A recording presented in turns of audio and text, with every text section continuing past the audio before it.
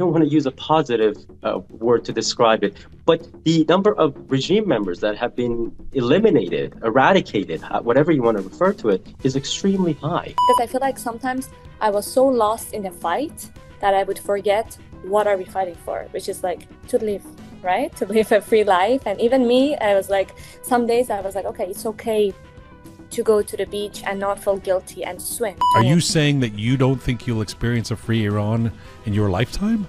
Study the realities on the ground. And I don't make predictions, but something very big is going to happen very soon. That's all I'm going to say. But yeah, I feel like they're way more centered than us in many ways, because again, they're in it, you know, they're seeing it, they're experiencing it. And my mom said the same as you. She was like, we are closer to the end of Islamic Republic than we've ever been.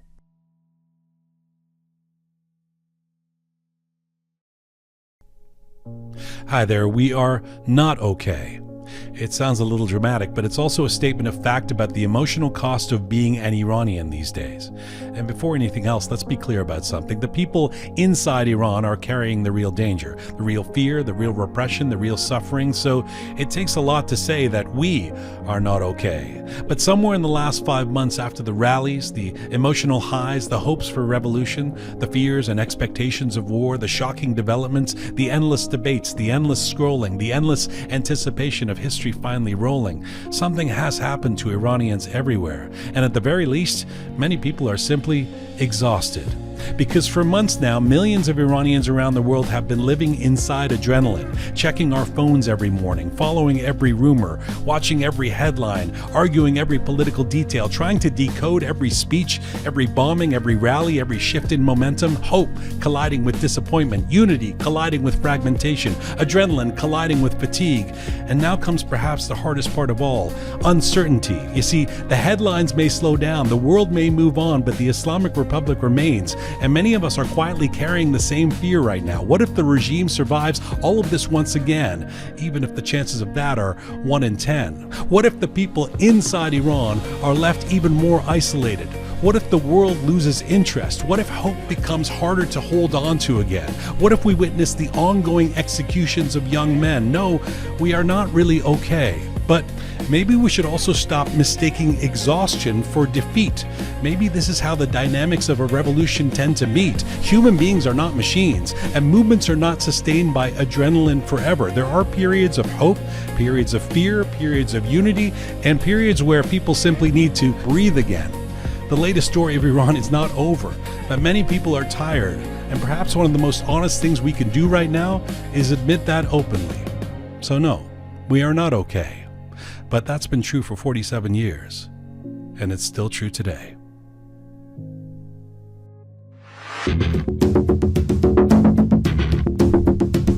It's May 18, 2026. This is Roqe.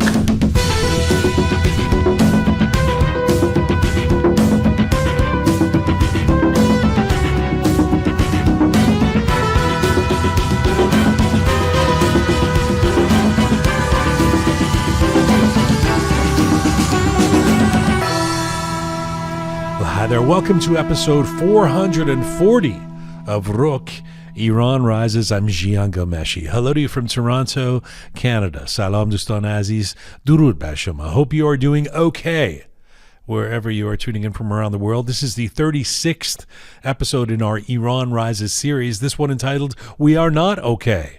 The emotional cost of being Iranian right now. We are not okay. That's the title. Now, once again, events inside Iran and around the world, around the Iranian diaspora, are moving at a breakneck speed, as you know, unpredictable as ever. So we should know that we are recording this episode at approximately 3:30 p.m. Eastern Time here in Toronto on this Monday, May 18th. That is around midnight in Iran. And as always, we're sharing perspectives and conversations as up to date as humanly possible. We try to do our best. Just before we get going, if you appreciate our independent programming and or want to support us, you can do so on YouTube. You can support us if you like what we do as alternative independent media. Just hit the super thanks button on YouTube. That's all you have to do. Hit the super thanks button on YouTube and you can contribute to keeping Roqe alive and thriving. Any amount is appreciated. We appreciate you. Now, coming up on this 440th edition of Roqe, after 5 months of rallies and emotional highs and hopes for revolution and fears of war and shocking developments and political arguments and adrenaline and outrage and now growing uncertainty once again, many Iranians, you might say, are simply exhausted. The emotional whiplash of the Iran rises period, that's what we've been calling the last few months, has probably taken a toll. The diaspora that felt united only a few months ago seems to be fragmenting again. Hope has collided with confusion. Fear has collided with fatigue. And beneath all of that sits a quiet anxiety that many people are carrying right now. What if the headlines fade? What if the world moves on and the Islamic Republic remains, perhaps more brutal and likely more dangerous than before? So joining me for this conversation are returning Roqe contributor and Iranian-Canadian engineer and YouTuber extraordinaire Bahador Alast, along with traveler and creator Melica Bokaie, whose reflections on freedom, identity, and life on the road have resonated with millions online. This is episode 440. We're not okay. The emotional cost of being Iranian right now. Let's get to our panel. Let me tell you about Quasar Homes. Today's edition of Roqe is brought to you in part by Quasar Homes. Quasar is a name synonymous with quality, detail, and innovation in Toronto's custom home building and major renovations. Founded and led by Amir Firouz, Quasar Homes has become a trusted choice for families who want exceptional craftsmanship and a seamless building experience. With a passion for creating homes and combining elegance and comfort and functionality, Amir and his team continue to raise the standard of living for homeowners across the city of Toronto and beyond. They are particularly committed to environmental awareness and sustainability. They also happen to be sponsors of the Roqe Media Icon Award. If you are in the Greater Toronto Area and you are looking to build, consider Quasar. If you're doing a building or renovations, consider Quasar. Check them out at Quasar Homes on Instagram. All right, Avoca. This episode of Roqe is brought to you with the support of Avoca chocolates. So in the last few weeks, I've been telling you how grateful we are that this small non-Iranian company in Toronto has stepped up to support Iranians in this time. Noni Fembi and her staff at Avoca have been making handmade artisanal chocolate in Toronto for over 30 years. Family owned and operated, they have dedicated themselves to the art of making delicious treats, including truffles, ice cream, and gelato, made without compromise. Avoca has focused on high quality ingredients with fair trade chocolate, all made fresh daily in one of their 2 locations in East Toronto. If you're in the Toronto area, if you're anywhere in the GTA or beyond, go visit one of their great chocolate shops and thank them for their support and taste their incredible chocolates, their delicious handmade chocolates. If you cannot go in person, you can get their chocolates and products online at avocachocolates.com. avocachocolates.com. Thank you again, Avoca. All right, let's get to our panel. We are proud to say he is one of our regulars. Bahador Alast is an Iranian-Canadian full-time engineer, part-time, widely followed YouTuber. His channel, Bahador Alast, has grown to be one of the most popular channels in the world, focusing on languages and culture. Bahador has always been outspoken about the situation in Iran, and this moment is no exception. He joins us from Toronto, Ontario, Canada here, and she is an Iranian traveler, creator, storyteller who has spent the better part of the last decade wandering across Latin America and the world, often solo, documenting not just destinations, but freedom, identity, risk-taking, solitude, and transformation. Known online to millions as Melica Bokaie has become a compelling voice for a generation of young Iranians searching for meaning beyond borders and expectations, and she recently published her first memoir in Farsi, reflecting on those journeys and experiences. Melica is joining us from a small town in the state of Nayarit, Mexico today. Hello to you both. Hi. Hello. Yeah, good to be with you guys. Yeah, it's a pleasure to be here with you today. Thank you, Jian. It's a pleasure to have you both back on, and I thought it was an interesting panel to tackle this subject of I mean, it's not really a question. The title of the show is "We Are Not Okay." It's a statement, because you're both members of the Iranian diaspora, both very active in different ways online and in touch with folks. But you have very different daily lives in the sense that Bahador, you're located here in the epicenter of all things Iranian diaspora at this point, Toronto, and Melica, you are in a remote town in Mexico, where obviously you keep in touch with what's going on in the world and Iran and Iranians, but you are not in the middle of a community of hundreds of thousands of Iranians, correct? Correct, yeah. So definitely not. I'm the only Iranian in my community. Right. So you guys are going to be experiencing different levels of disconnect and loneliness and different versions of "We Are Not Okay," if you will. And as I explained in the introduction, we don't want to. We're not suggesting that Iranians in the diaspora are victims or have a more difficult time than Iranians inside Iran. But this is a question around what it is to be Iranian, what it is to exist as an Iranian these days. Bahador, let me start with you. 5 months ago, during you'd say the height of the beginning and the glory days, if you will, of this Iran rises moment, it's fair to say many Iranians around the world genuinely believed that the Islamic Republic was coming near to its end. Today, the regime is still standing. How much emotional whiplash has that created for Iranians around the world, in your view? I would say, although it has been very difficult for the Iranians, not just the Iranian diaspora, obviously it's a lot more difficult for Iranians inside Iran. But if we go back in time and look at the situation we're in right now and just focus on the realities on the ground rather than how we feel emotionally, how we feel based on what the mainstream media or social media or places like this, what they're feeding us and the propaganda that surrounds everybody. If we just look at the realities on the ground, I personally, genuinely feel much better now in the sense that I feel that we are closer to that end goal. At that time, I didn't want to say this to a lot of people because they assume that I'm, taking the side of the regime, but I didn't feel that optimism. I didn't feel that we were getting anywhere. We've seen this before. We've seen these mass uprisings. Unfortunately, it's not going to get us anywhere because we're dealing with a monster that will literally murder their own family members just to maintain power.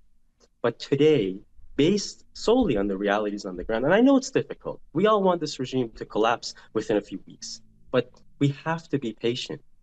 And my level of optimism is actually higher now than it was 5-6 months ago. That's refreshing to hear. It's not necessarily what I'm hearing from other Iranians. Obviously, it depends on which echo chamber or bubble you're in. But there are some who think that this is a complete disaster and Trump is a disaster and Israel is a disaster and everything that's happened is a disaster.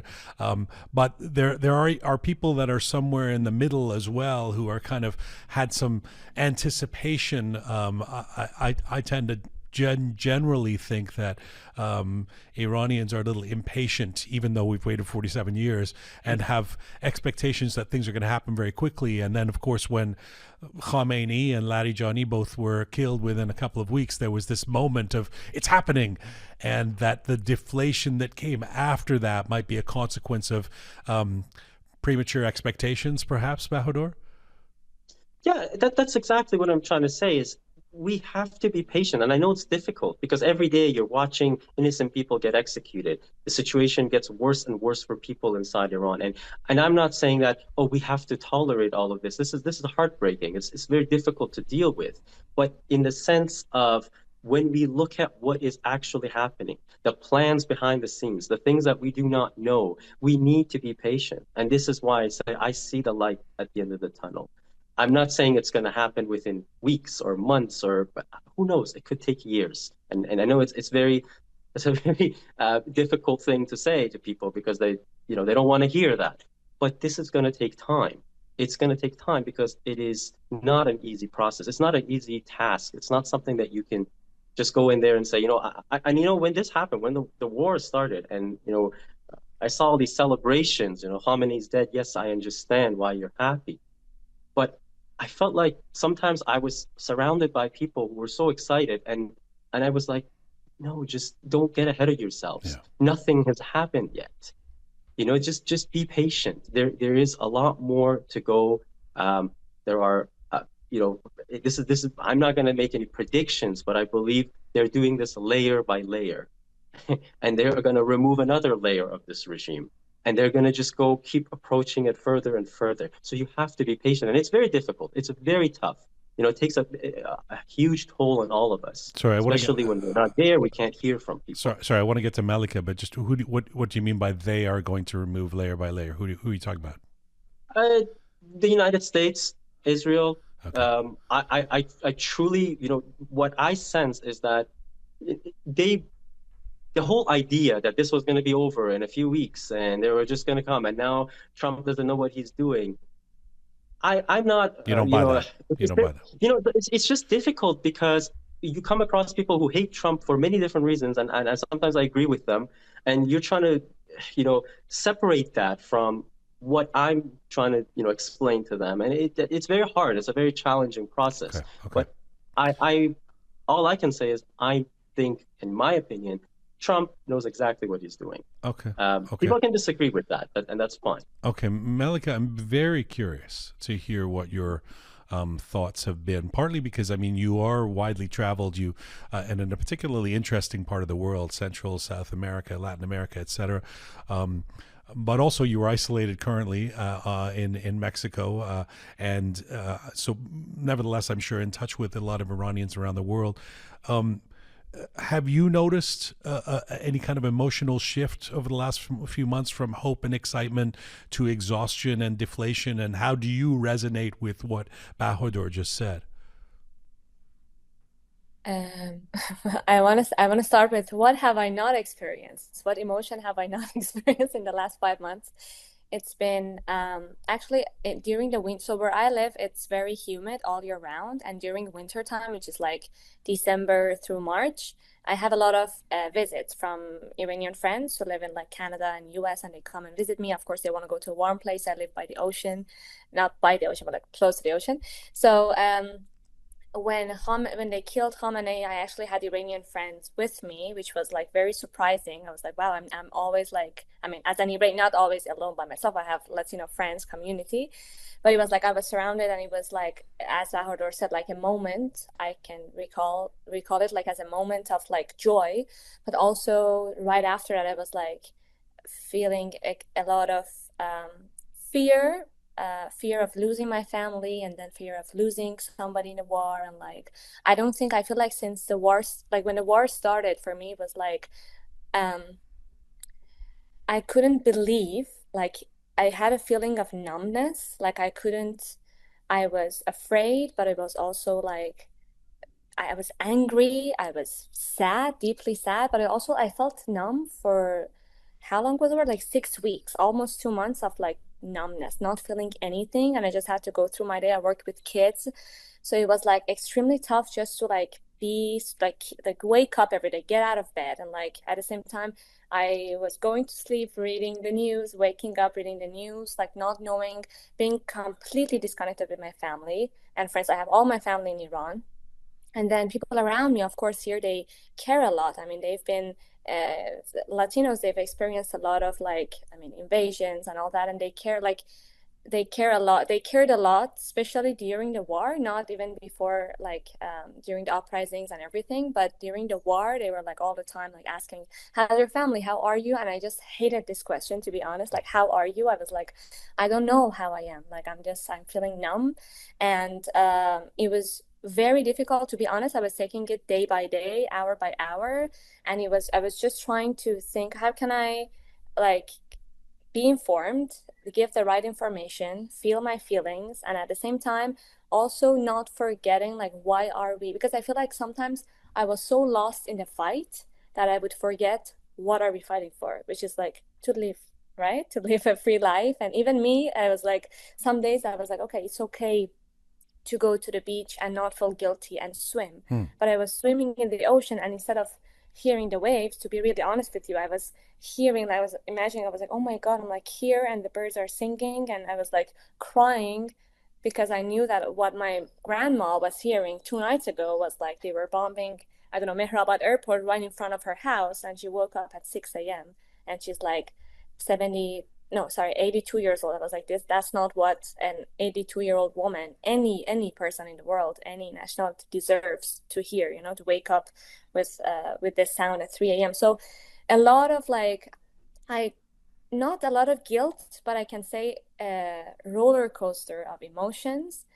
And Bahador actually gave me like a bit of hope, because I've been feeling recently like hopeless, not in the sense that I can see a free Iran. I'm being like very honest, brutally honest with you, but like I can see a free Iran, but I've been grieving this moment, and I feel like I don't think that, I mean, I don't think I'm gonna go ever and live in Iran, but like my younger sister, for example, I don't think we, or maybe our generation, is gonna necessarily experience it. Wow. So I've been grieving that, Wait a minute. literally. Wait a minute. I remember you're in your late 20s, right? Yes. So I'm are 20. you saying that you don't think you'll experience a free Iran in your lifetime?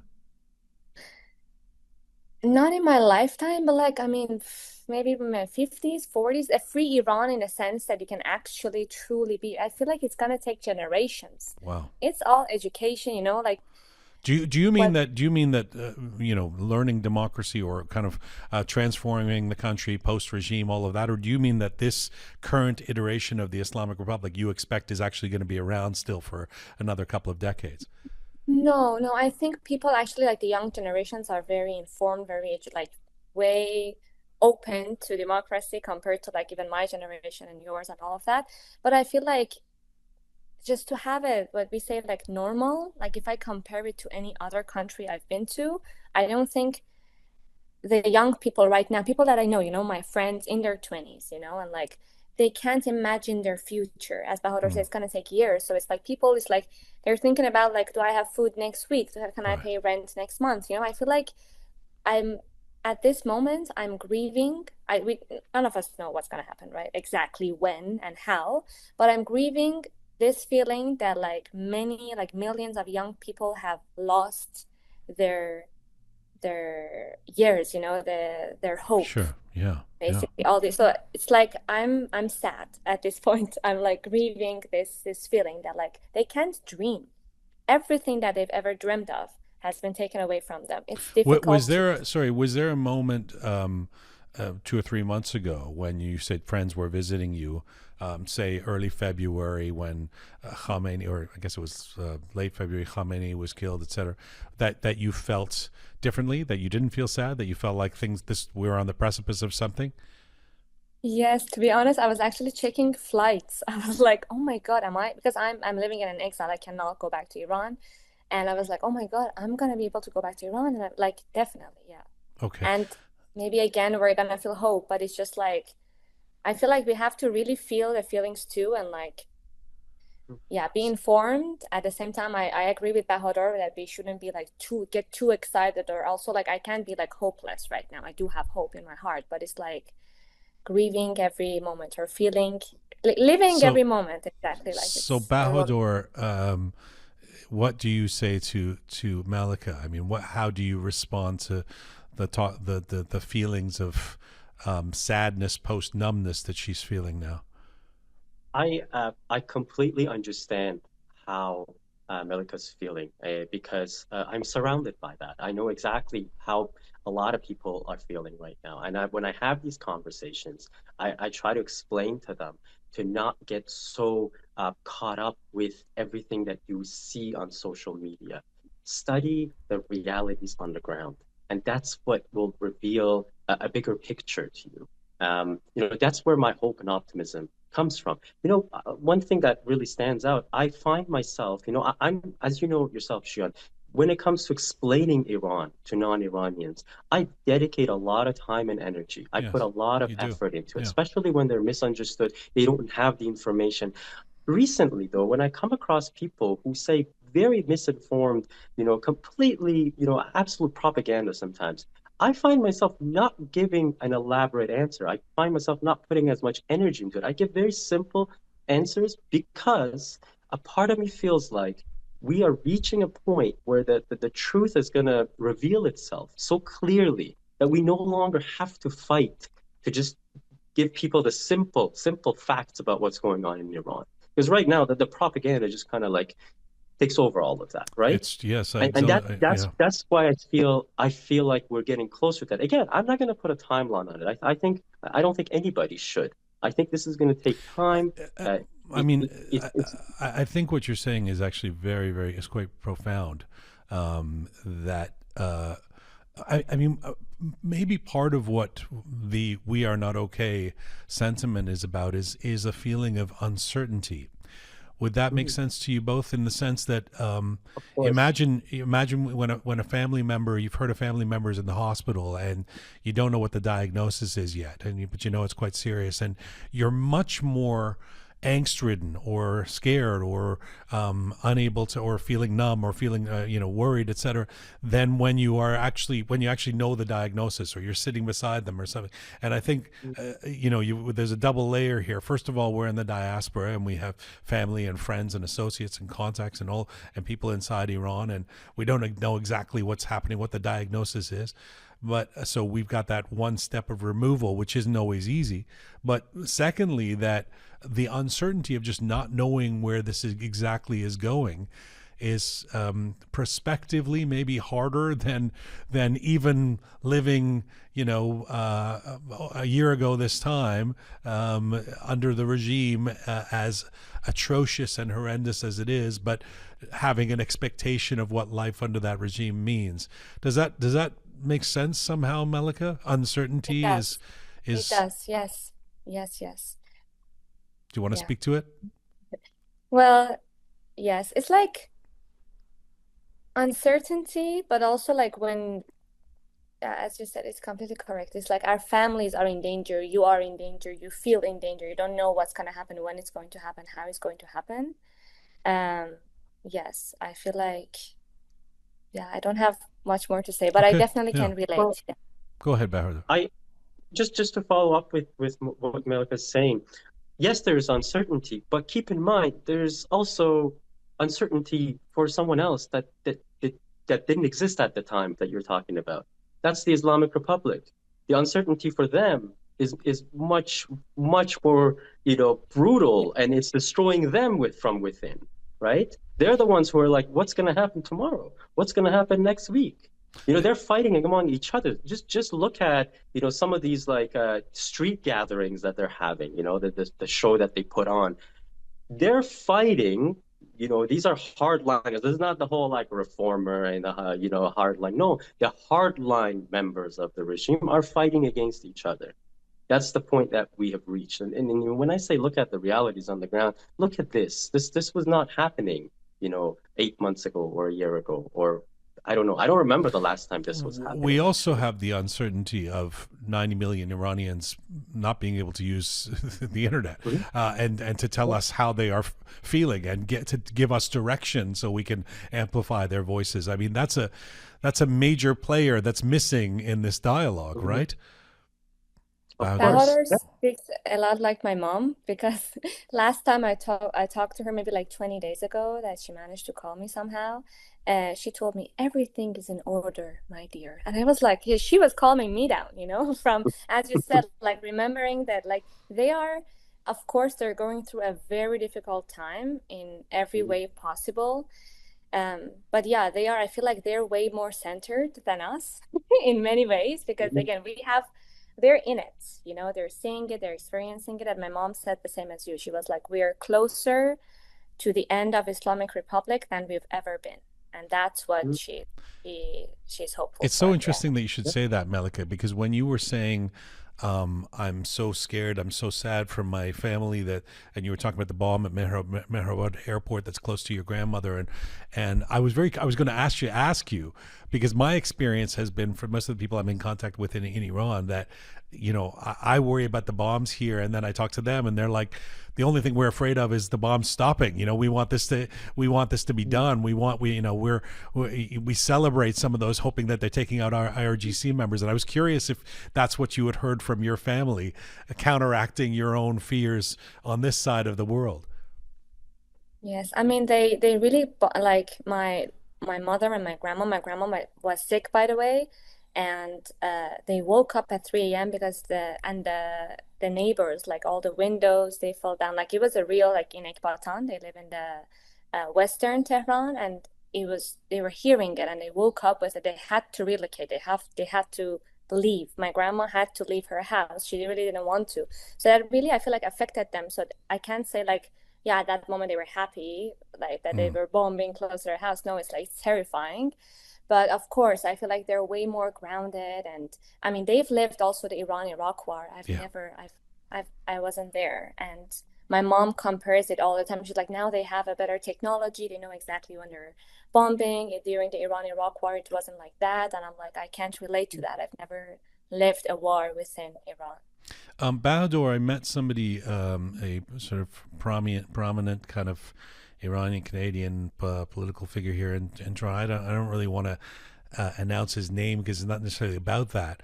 But I saw him a couple of days ago, and he has a very different view from you.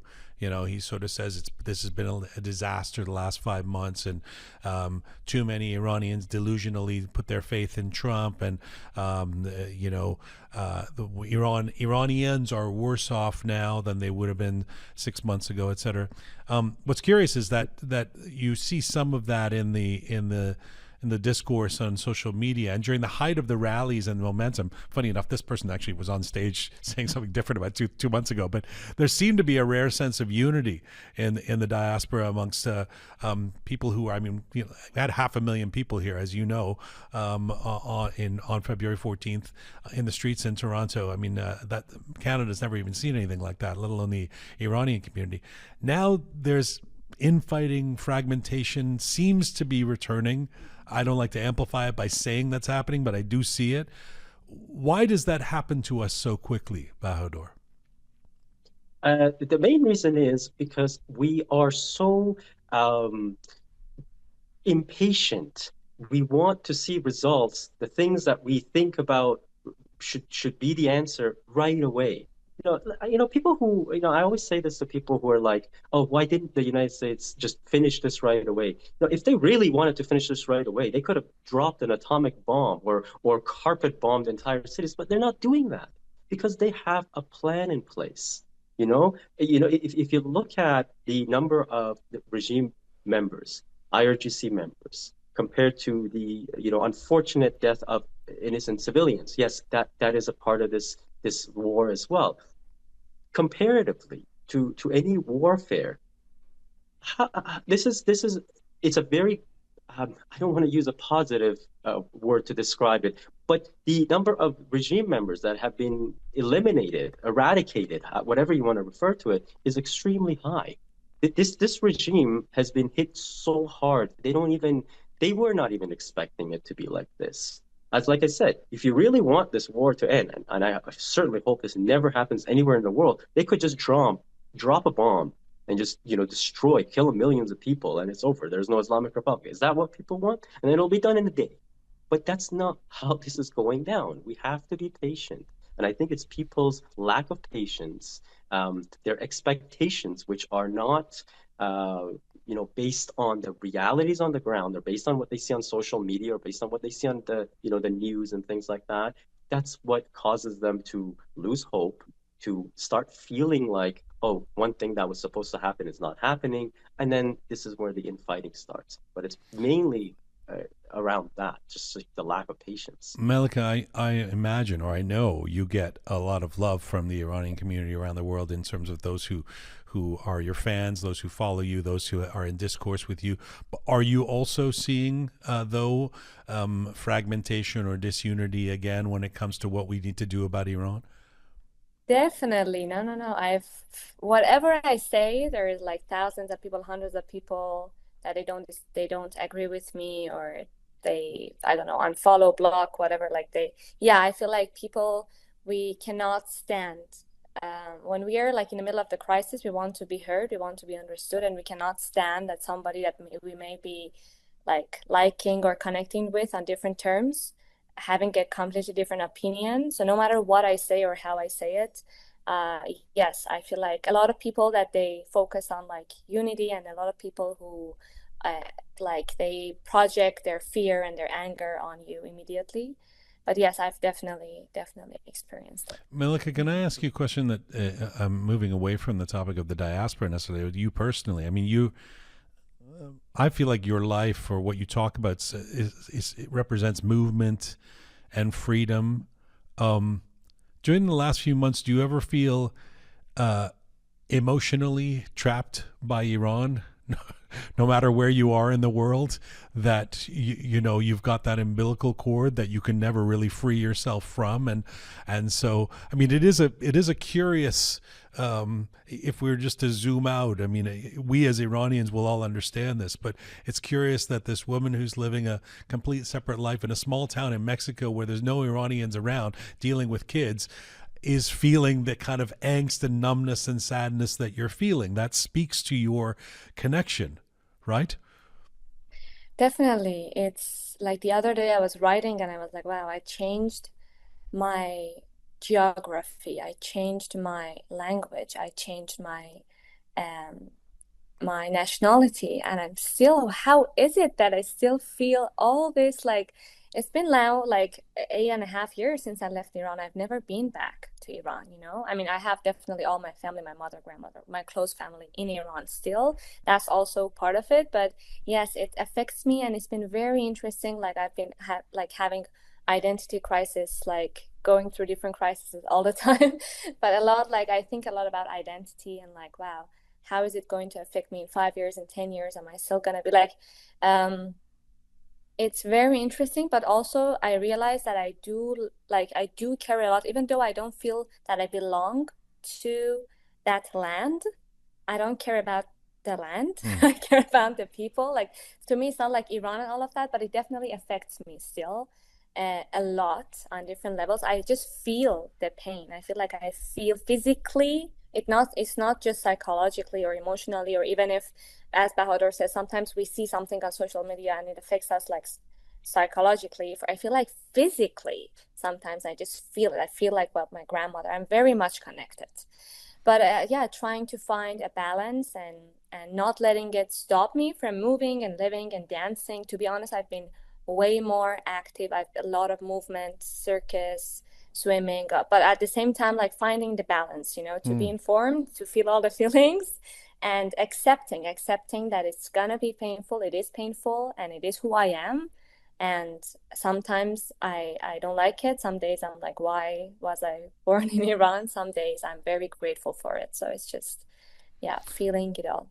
Bahodur, when you talk about that impatience that the Iranian community has, I might turn that around a little bit, although I don't disagree with you, and say it's also exhaustion, emotional exhaustion. I mean, for months, people have been living Absolutely. inside adrenaline, constantly checking the news, you know, that doom scrolling we all do the first thing in the morning, even though everybody says don't do it first thing in the morning when you wake up, analyzing developments, arguing online, attending rallies, imagining change, then imagining no change. What does that prolonged emotional intensity do to a community over time, in your view? Yeah, I completely agree, and I don't fault people for you know, when I say I use the word impatient, I'm not using it in a negative way to put people down. I actually completely understand them. I mean, these are people who I'm surrounded with, you know, my family, my friends, and I feel like I'm constantly the one who is trying to tell them, don't expect it to be like this. Don't expect it to turn out like that. You have to wait. You have to let things flow the way they're supposed to, and it is exhausting. It is very, very tiring because when you make it a huge part of your life, as you know, this is embedded in the way we live. You know, every single day, it's a part of who we are. Uh, it gets very tiring. You know, sometimes you know I talk to people where they're like, you know what, I'm just want to go live my life. I don't want to care about this stuff anymore. And I'm like, I don't fault you for that. Do that. You know what?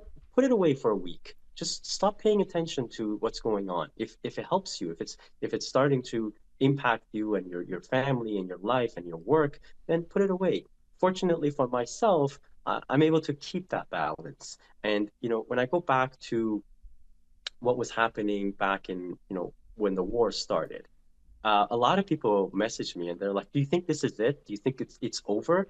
And I'm like, uh, "I don't know. I'm not going to say that, and I'm not going to assume that, because I will just be disappointed a few weeks from now. So don't think that way. Just kind of be patient and Is that follow the is that what reality. you? I was going to ask you. I mean, to use Melica's word about her grandma and her mom. You sound very grounded. You sound like you've got a very grounded approach to this to the situation we're in. So how are you managing that emotional exhaustion so adeptly?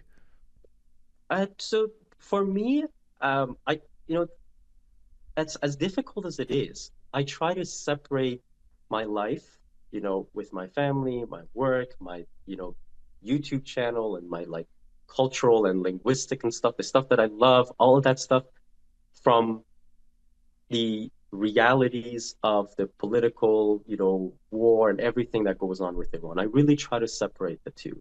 And that's the way I'm able to balance it, because I can't mix them together. I can't, that's when it creates all these like emotional difficulties. And when I say I understand people and I don't fault them, it's because it's very difficult to do that. You really can't. People show up to work and they're thinking about this. Somebody talks to them. And one of my friends was saying, like, the other day, somebody asked her a question and she started crying at work in her office.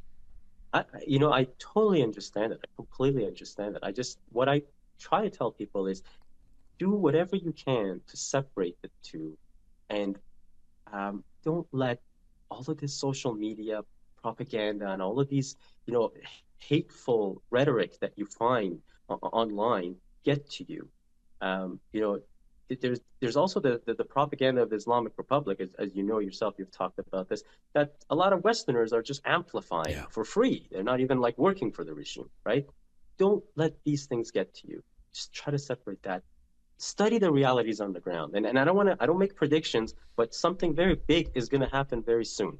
That's all I'm going to say. Just be patient. That's all I can What a say. provocative thing to say. Okay. Yeah, Yeah, that's all I'm exactly. going to say. Something maybe this week. Um, Without uh, exact details, right? I can't reveal my sources, but Melika, can I let me just turn this around, and I'm partly saying this as devil's advocate, but I mean, are we too self-victimizing as a community as well? Are we?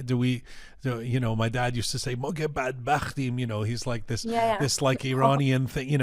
I mean, you're as you I think correctly stated. Where you've traveled a lot in Latin America, there's no shortage of atrocity and traumatizing events that have happened. Somebody said to me recently, it was on the weekend actually. Somebody said. How's it going? I was like, oh, the situation in Iran is, and they were like, yeah, everything's so bad, here in Canada as well. And I could feel myself getting angry. Like, are you kidding? Are you comparing Canada to, because we have this proprietary sense of, no, our trauma is quite, significant, not like yours. And of course there's reasons for that, but, are we, do are we uniquely burdened, or do we sometimes center our own suffering too much, Melica? Let me put it that way. That's a great question. We are not uniquely burdened. I mean, if you were raised in Iran, they always tell you you have to be grateful that you were born in this country. Like it's all in my head, you're Iranian, like the country, the identity that we have. Iranians are the best food, but so we love suffering. By the way, I feel like that's in my process of like seeing how we deal with death, and like we have to grieve for 40 days, and oh my God, we love, I don't know why do we love sadness too much, but like we like people judge me because they're like, you shouldn't post anything for 40 months, or I'm like, oh my God, like I I might as well die, like you want me dead or something. So I feel like yes, we definitely Sorry, you mean you were posting something that was joyous, or something that was incongruous no, in somebody's view with not at all. No, not joyous at all. But I was like literally just like opening my mouth, and then people are like, shut up, right. So like I feel like we love grieving too much, and we definitely feel like we are unique in this. But no, um we can't compare our own trauma with other people's trauma. You can't say, I don't know, a person that has lost a parent is dealing with more than a person has just lost, I don't know, their car or their dog. Or you just can't compare them. It's just different levels of trauma, different levels of grief. And I feel like we get so caught up into that, and it's good to feel it, but I don't feel like we are unique in that, to be honest. There's so many other nations.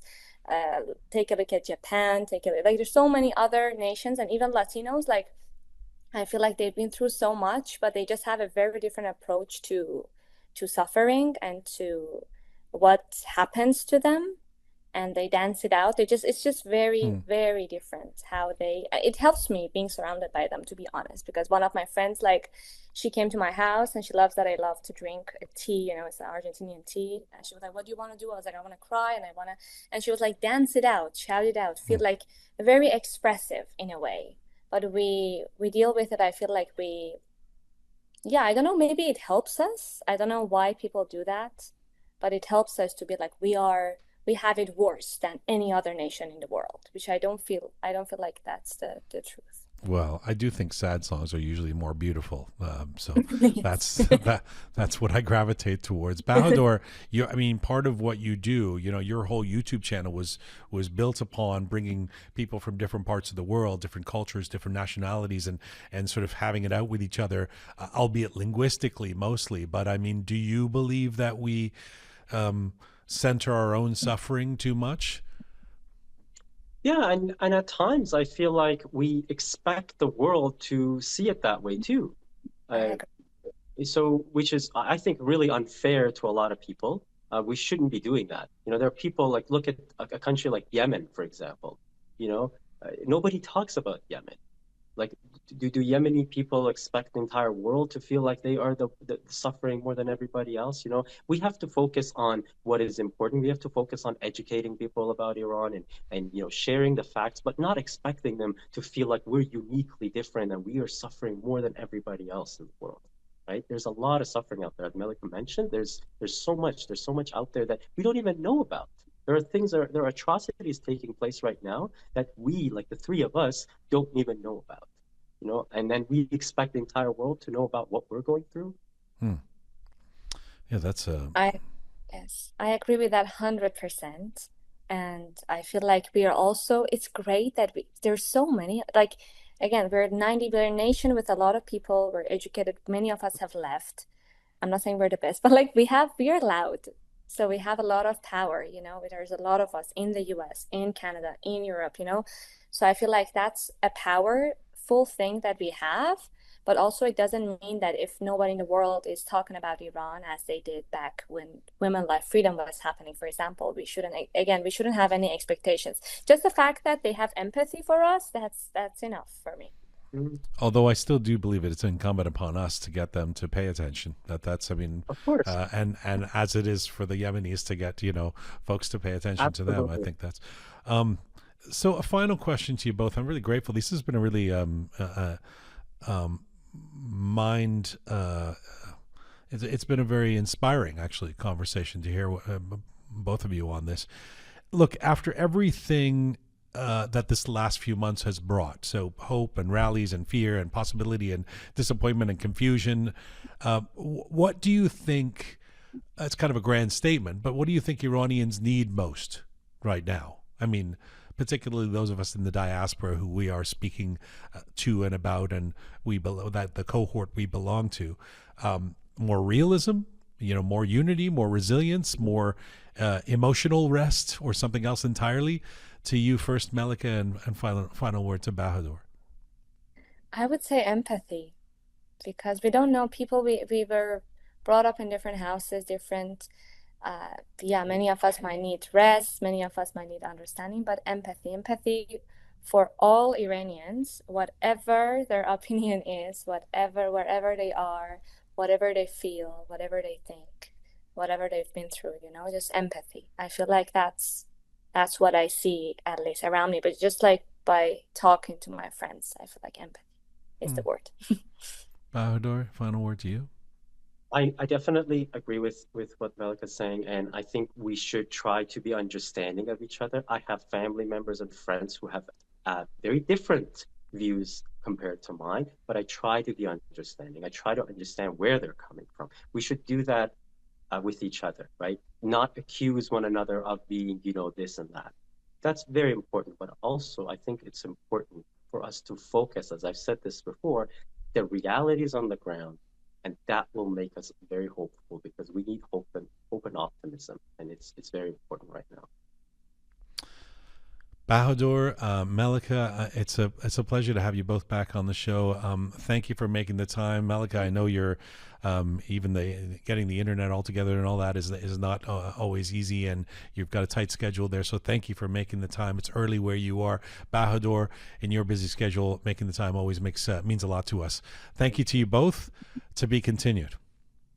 Thank you. Thank you so much. Khuda. Thanks a lot. Have a great day, guys. Bye.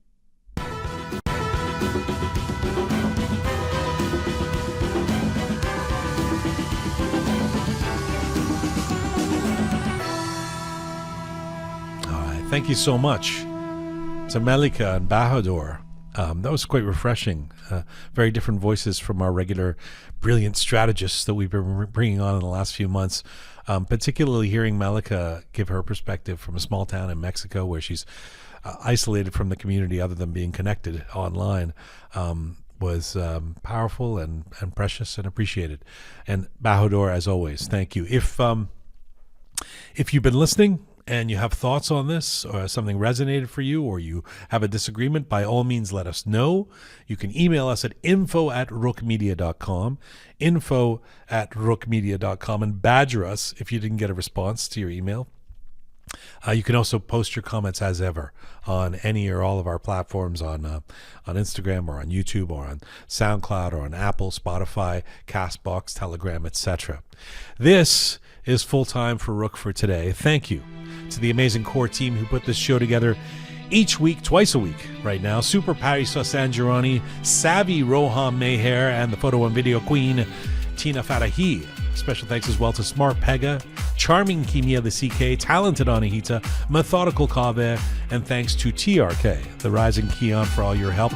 Thank you to all of you out there who continue to support us, continue to talk about Roqe or share our content. Those of you who subscribe, we appreciate you. If you are not a subscriber yet, it's free, it's easy. You just press the subscribe button on whatever platform you experience us on, and you'll get notifications about when the next show is, including some of our events coming up that we'll tell you about next week. You can find us on Instagram at Roqe Media, me on Instagram at Jian Ghomeshi, and as ever, Mizun Bashi.